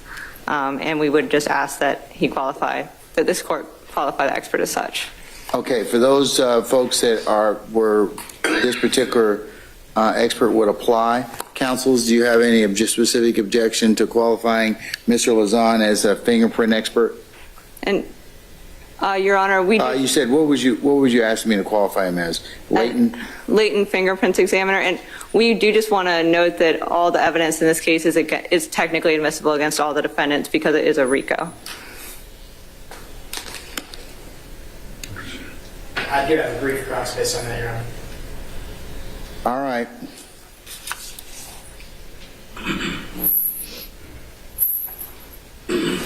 Okay, so you shared with us that you compare a known print to an unknown print? We actually we work from the unknown print to the known print. Okay, and then sometimes you're able to say with a certain degree of confidence that this known print is coming from the same person as the unknown print, right? We would say from the same source, yes. From the same source. And then do you assign any kind of confidence level to that, like 50%, 70%? No, we don't have a confidence interval that we assign to that. We would normally say that it is determined to be from the same source. Okay, so you're 100% sure? Within the realm of possibility that there is a chance that there is another person that exists with that exact same fingerprint, we do acknowledge that can happen. However, we have yet to have an example of that be presented to us. So we can't say with 100% confidence, but within the realm of what we've seen over the past 100 years. Okay, and you also have seen partial prints, correct? Yes. And sometimes you can have an opinion about where a partial print came from, the source? We do make opinions based on partial prints, yes, but they have to have within them a certain level of detail that makes us confident that would actually be attributable to a source. Okay, so how much detail does there have to be for you to be just as confident as you are in your other answers? It would have to be based on a sliding scale, which is based on the quality and the quantity of information present. So with something that is a relatively low quality print, we would want to have even more information present in that print to be confident that would actually be from a same source. With a high quality print, there may be less information present, but we would still need a certain amount of that present. Okay, so the higher quality of the print, the higher the confidence level. The higher quality of the print, it would depend on the amount of information that is present in that print still. Okay. And you then sometimes compare these prints to databases? Yes, they are compared against the local, state, and federal database depending on the quality of the print. And how do individuals get in that database? They can get into those databases in multiple ways. I'm actually within our state and our local, I'm within our local database as I was applied for a job with the Atlanta Police. People get into local databases through many different ways. We actually get people coming in for applications, to get permits, to get licenses, things like that. And then, of course, there's also people that are being arrested. And within the state, you have the same kind of thing where you're going to have people that are applying for jobs. And the same thing within the federal level. You're going to have people that are applying for jobs with banking, and sometimes even people practicing law are going to be fingerprinted to have their jobs background checked. Okay. Is there a way for someone outside of law enforcement to find out whether or not they're in one of these databases? I'm not entirely sure. Okay. And you did mention that you learned some of what you learned from a degree program? Yes. What was the degree program? The University of Central Florida bachelor's degree in forensic science. Okay. And you were taught by professors at the school? I was taught by professors at the school, yes. Are you aware of the educational qualifications of the professors that taught you? I am aware of the main professor who taught us, yes. What does that have to do with him? I'm getting there, Judge. All right, move along. Let's hurry it up. So where I was getting at with that is, are you aware whether or not the work of your professors and their knowledge was peer-reviewed by their peers? Yes, they actually had published. Is that relevant? It's him, not his professors. It's him. And, Your Honor, that's where he learned what he learned from. So. Still, it's him. You're not going back one level before. That's not proper. You're challenging him. Remember, his knowledge, skill, expertise, training, or education. Okay. And just to back up and be clear, you were taught by professors, correct? Yes, I was. Okay. Were you ever involved in peer reviewing any of their work? Not peer reviewing their work, no. Okay. Because you're not one of their peers? Yes. Okay. And not at that time, no. Yeah, I don't object to that. I sustain the objection. Okay. You talked about gaining knowledge from books and articles that are written in journals, correct? That is correct. And you're aware that, do you have any knowledge about whether the writers of those articles had those articles peer reviewed? I'm going to object. I sustain the objection. Okay. And you talked about having a certain methodology and standard operating procedures? That's correct. And it's important that you follow those every time? That's correct. And why is that important? It's important so that it sets the standard for the work that we do so that we can testify to that in courts. Okay. Would you be comfortable doing your work without a methodology? No. Okay. Thank you, Judge. All right. Anybody else? Yes, Your Honor. All right, Mr. Hoover. Sean Hoover on behalf of Mr. Mr. Sumlin. You spoke briefly about your proficiency tests. You said you passed with 100%? That's correct. So are those tests pass-fail? They are actually pass-fail within our agency. If you do not get 100%, then you would fail. Okay. How many have you taken? I've taken 2 within the past 2 years. In your career, how many have you taken? Just those 2 because we were not going through accreditation before that. So you've never failed a proficiency test in your career up to this point? That's correct. All right. And can you give us the error rate of your reports when you are actually conducting reports and analysis on fingerprints? Based on the prior experience, we would have to say that it was 100% due to the proficiency tests. So it's your testimony that you as an examiner you're 100% when it comes to the tests and you're 100% when it comes to the actual reports that you're generating from these comparisons?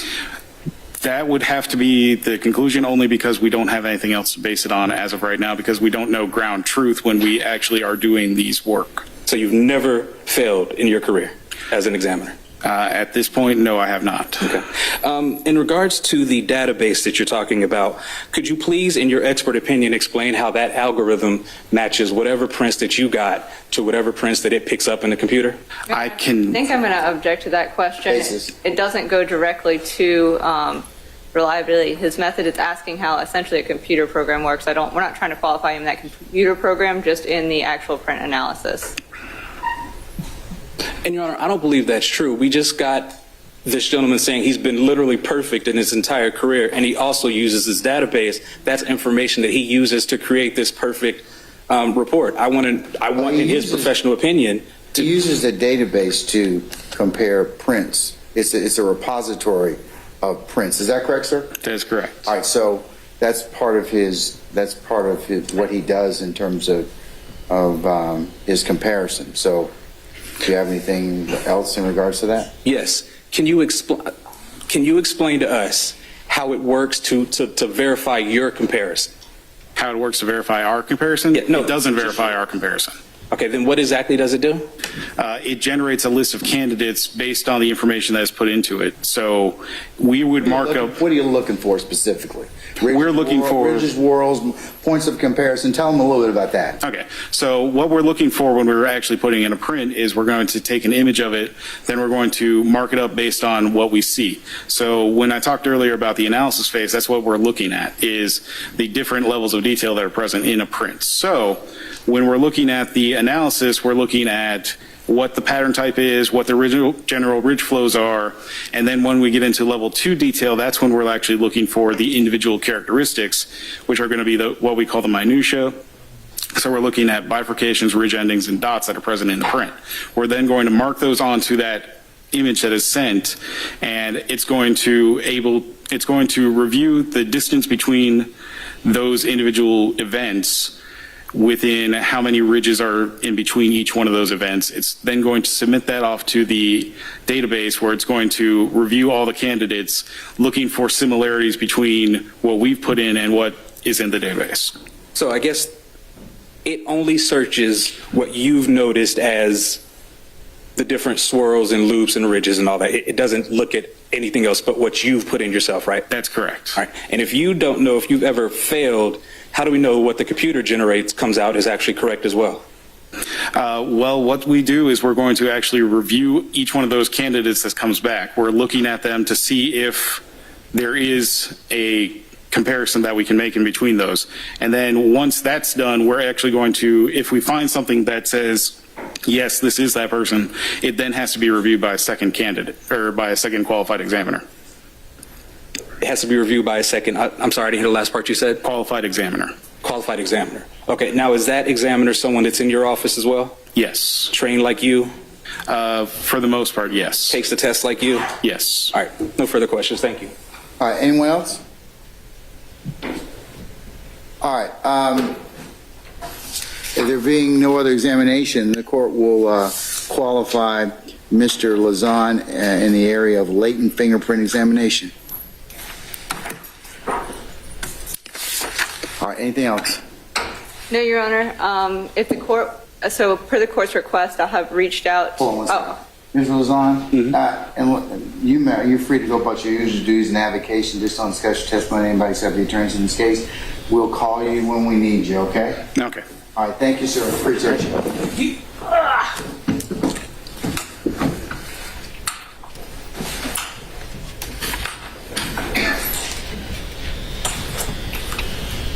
All right, Ms. Rosenwasser, you're about to say something. I apologize. Yes. Go ahead. Per the court's request, for different witnesses this afternoon, I know the court mentioned Ms. Scott. I reached out to Ms. Scott. She has been able to obtain child care with her husband this afternoon. So if the court would like to have her testimony, I can get her in this afternoon. That'd be wonderful. And then I can have Deputy Hall come tomorrow morning as planned if the court would be amenable to that. Okay, is there anybody else? I would say maybe we should have Ms. Scott come in at 2:30. Okay. Would that work for you? And that would give everybody an opportunity to have some lunch. Is there anybody else that we can call in this afternoon that might be from the other days that you have, any of the people on the 21st or 22nd? One moment, please. So obviously we have Investigator Hall, but that is going to be a lengthier one. So we can have him in as scheduled. Give me one moment, Your Honor, to pull up the schedule. Trying to make sure that everybody... I would just ask you that, or you or your team, reach out to see if there's anybody on the 20 who's, except for the gang experts, okay, because they're going to take a little bit longer. But if we can potentially move up some of those folks so that I can actually hear, we can have a little bit more time, because they'll take a little bit of time. Mr. Hall will probably take a little bit of time more, so that if we can clear Ms. Scott and Mr. Pineda this afternoon, that would be great. Your Honor, I believe Mr. Pineda was only available tomorrow, but we can clear Ms. Scott this afternoon. I can call Ms. Brennan from the 21st and see if she can come in after. Yeah, just recheck with everybody else and just say, hey, look, we have an opportunity to move you up a little bit, and we might be able to do that. That would be helpful. That would allow us to at least spend as much time as necessary with Mr. Hall tomorrow. I'll let you and your team kind of continue to work with that, and we can then.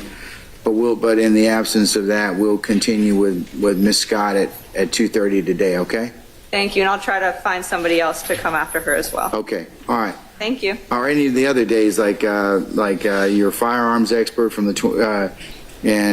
what's the NIBIN expert? What's that? That's the NIBIN. That's how they identify the firearms. We don't. And he is on the first day that he's available is the 22nd, so that's why we have him there. All right. The firearms expert. I know that his presentation is probably going to be a couple hours just because of how detailed the ballistics are. Okay. So and one of our cell site location information, both of those individuals one of them is in Alabama, so he had been planning to come for Wednesday. I can see if I can get the other individual to come today if the court would like to stay later. Well, I was going to ask you, is Ms. Van Holm the firearms expert and Mr. Voss the firearms expert, are they available? Unfortunately, both of them are not available until next week, but we do have Mr. Tanner coming, and I'll put the court on notice now with the experts such as the forensic chemists and the firearms expert. Once we have that first expert testify, like for example, we had the medical examiner testify about the reliability of the science itself. we probably just need to do the qualifications, and we would ask the court to take judicial notice that it had already found the science itself reliable. So those would be fairly short witnesses next week, would be our anticipation. Okay. All right. But we'll certainly try to see if we can get, I just confirmed with Ms. Scott, she can absolutely be here at 2:30 in person, and I will call Ms. Lowry and see if she'd be able to come, or Ms. Brennan, and see if she'd be able to come in after that. That's fine. Okay. All right, councils, then we'll be in recess until 2:30. We'll come back and take up those, at least Ms. Scott and any other shorter witnesses, and then we'll make plans for tomorrow. Thank you, Your Honor. All right, thank you. We're in recess. It gives us time to.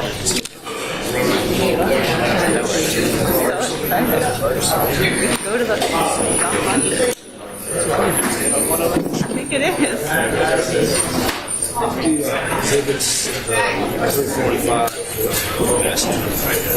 We admitted them, but I can. Until after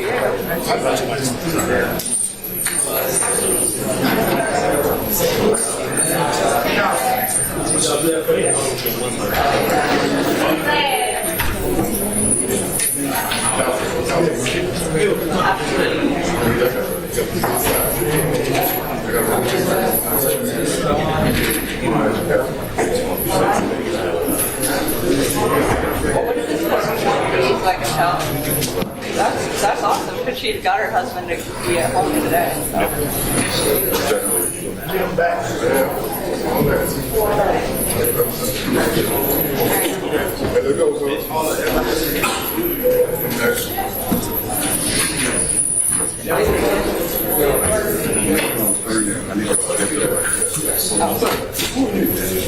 I'm gonna start. I'll start moving my stuff. I'll let him know. Yes,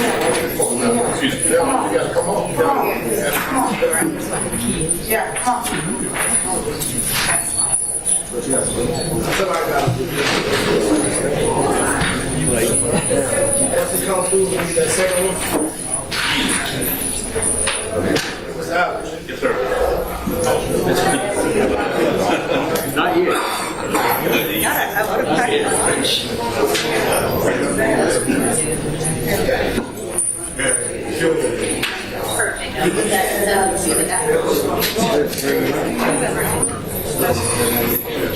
You get it. Can we get blood on right here? I'm gonna call Brandon and see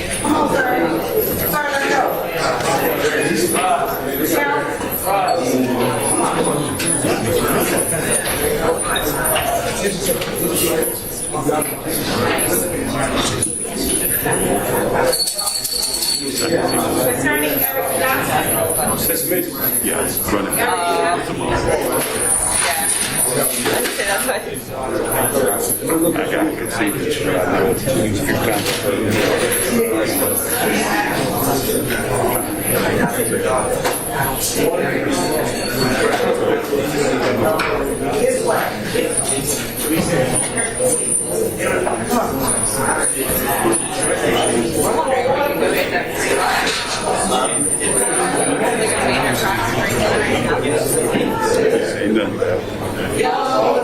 see same problem.